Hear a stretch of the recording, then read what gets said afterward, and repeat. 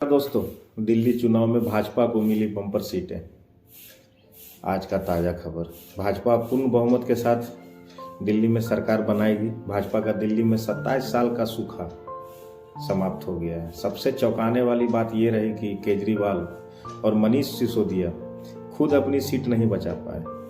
मुख्यमंत्री आतिशी जैसे तैसे चुनाव जीत पाई और कांग्रेस इतने प्रचार के बाद भी जीरो पर आउट हो गई। लेकिन कांग्रेस ने आप पार्टी का खेल खराब करने में कोई कसर बाकी नहीं रखा। लगभग 15 सीटों पर आप पार्टी कांग्रेस के वजह से चुनाव हारी।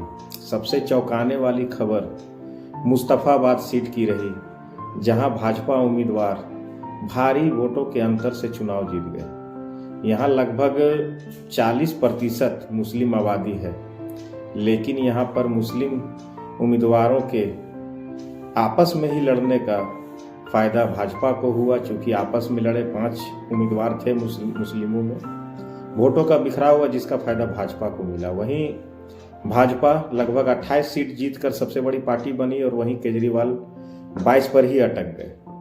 केजरीवाल को कांग्रेस से गठबंधन नहीं करना बहुत भारी पड़ा। कांग्रेस तो वैसे एक भी सीट जीतने में नाकामयाब रही, लेकिन उसने केजरीवाल का खेल खराब करने में कोई कसर बाकी नहीं रही। भाजपा के प्रवेश सिंह वर्मा अपनी सीट पर चुनाव जीत गए। अब यह देखना दिलचस्प होगा कि भाजपा आलाकमान मुख्यमंत्री का ताज किसे पहनाते हैं। वैसे मुख्यमंत्री के रेस में सबसे आगे प्रवेश सिंह वर्मा ही चल रहे। वो चुनाव नतीजों के बीच में ही गृह मंत्री अमित शाह के साथ बैठक कर रहे थे, पर ये चुनावी नतीजे ये बताने के लिए काफी है कि जब तक विपक्ष ईमानदारी से एकजुट नहीं होगा तब तक भाजपा को हरा पाना काफी मुश्किल है। क्योंकि जो आरोप भाजपा पर लगते रहे कि वो तमाम सरकारी मशीनरियों का दुरुपयोग खुलेआम करता है, और ये आरोप काफी हद तक सही भी है।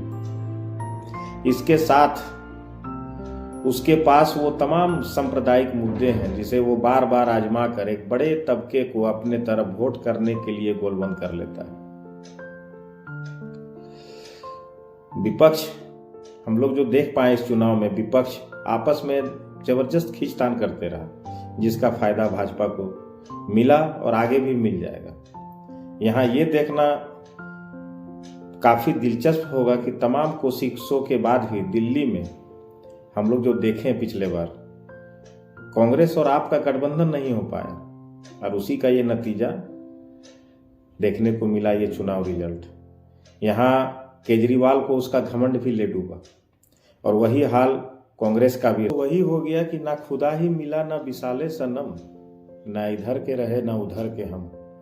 चुनाव खत्म और बात खत्म। अब उम्मीद की जा सकती है कि भाजपा जो अपने वादे पर जीत कर आई है इन चुनावों में, वो जरूर पूरा करेगी, या फिर अपने केंद्रीय नेताओं के जैसा चुनावी जुमला बोलकर भूल जाएगी तमाम वादों को। साथ ही एक खबर और है, रमेश बिधूड़ी, ये वही भाजपा का नेता है जब भी मुंह खोलता है सिर्फ नफरती बातें ही बोलता है, चाहे वो संसद हो या कोई चुनाव का स्टेज।